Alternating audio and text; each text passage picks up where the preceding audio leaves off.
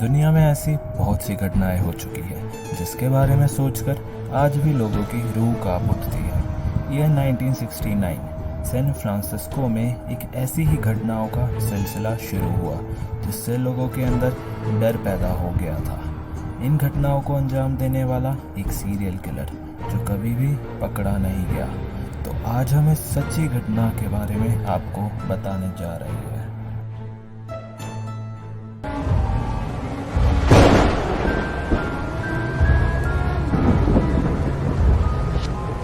इन घटनाओं का सिलसिला लेक हरमन रोड से शुरू हुआ था, जहां एक हाई स्कूल के कपल्स को बेरहमी से मार दिया गया था। इन्वेस्टिगेटर्स का मानना था कि वो कपल्स किलर के रैंडम टारगेट थे जिन्हें बिना प्लान के मारा गया था। इस केस की इन्वेस्टिगेशन चल ही रही थी कि 4 जुलाई 1969 में इन्वेस्टिगेटर्स को एक अनजान कॉल आता है। इन्वेस्टिगेटर्स ये सुनकर हैरान रह जाते हैं कि वो कॉल और किसी का नहीं बल्कि किलर का ही था, जो उन्हें अपने नेक्स्ट मर्डर की इंफॉर्मेशन दे रहा था। यहाँ तक कि किलर ने जिस वेपन से मर्डर किया है वो भी इन्वेस्टिगेटर्स को बता रहा था। आपको नहीं लगता कि ये किलर थोड़ा फिल्मी था, जो अपने ही मर्डर की इंफॉर्मेशन इन्वेस्टिगेटर्स को दे रहा था? बट ये बात तो डराने वाली भी है कि किलर का ऐसा क्या माइंडसेट था जो इन्वेस्टिगेटर्स के साथ खेल खेल रहा था, जिसमें जीत किलर की ही हो रही थी। जुलाई 31, 1969 में सैन फ्रांसिस्को क्रॉनिकल्स, जो कि एक न्यूज़पेपर कंपनी है, उनको एक लेटर मिलता है जिसमें एक साइफर दिया गया होता है। जिन लोगों को साइफर का मतलब नहीं पता उन्हें मैं बता दूं कि साइफर एक कोड लैंग्वेज होती है जिसे हम किसी से भी सीक्रेटली बात करने के लिए यूज़ कर सकते हैं। लेकिन सैन फ्रांसिस्को क्रॉनिकल्स में ऐसा कोई नहीं था जो उसे डिकोड कर सके।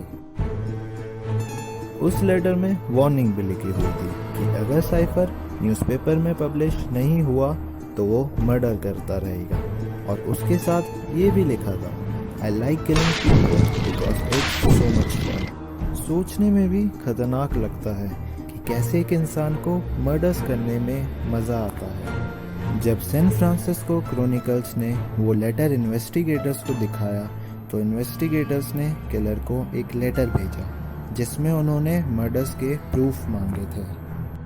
4 अगस्त 1969 में सैन फ्रांसिस्को क्रॉनिकल्स के एग्जामिनर को एक लेटर मिला जिसमें मर्डर्स की सारी इंफॉर्मेशन थी, जिससे ये तो पता चल गया था कि जितने भी मर्डर्स हो रहे हैं वो सब एक ही किलर कर रहा है। उस लेटर में किलर ने अपना नाम ज़ोडिएक बताया और उसी दिन से सैन फ्रांसिस्को के लोग उसे ज़ोडिएक किलर के नाम से जानने लगे। 26 जुलाई 1970 तक ज़ोडिएक ने कई और लोगों को मारा और उन सब मर्डर्स की इंफॉर्मेशन अलग अलग लेटर्स में इन्वेस्टिगेटर्स को दी, बट फिर भी ज़ोडिएक को पकड़ने में इन्वेस्टिगेटर्स नाकाम रहे। इन्वेस्टिगेटर्स का मानना था कि ज़ोडिएक ने 7 मर्डर्स किए हैं, पर ज़ोडिएक ने अपने लेटर्स में ये क्लेम किया है कि उसने टोटल 37 मर्डर्स किए हैं।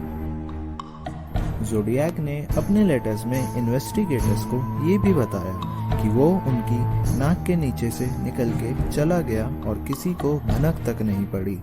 जुलाई 26, 1970 में ज़ोडिएक का लास्ट लेटर आया, क्योंकि उसके बाद ज़ोडिएक अचानक से गायब हो गया, मानो कि वो कभी था ही नहीं। बट इस केस में कई सस्पेक्ट्स आए, पर आर्थर नाम के एक इंसान को प्राइमरी सस्पेक्ट माना गया, पर उसका फिजिकल एविडेंस आज तक नहीं मिला जो ये प्रूफ कर सके कि आर्थर ही ज़ोडिएक था। 26 अगस्त 1992 में आर्थर की हार्ट अटैक के कारण डेथ हो गई और ये कभी प्रूफ नहीं हो पाया कि आर्थर ज़ोडिएक था या नहीं। क्या आर्थर ही ज़ोडिएक था या नहीं? आपकी क्या राय है ज़ोडिएक को लेकर? कमेंट सेक्शन में लिखना मत भूलना।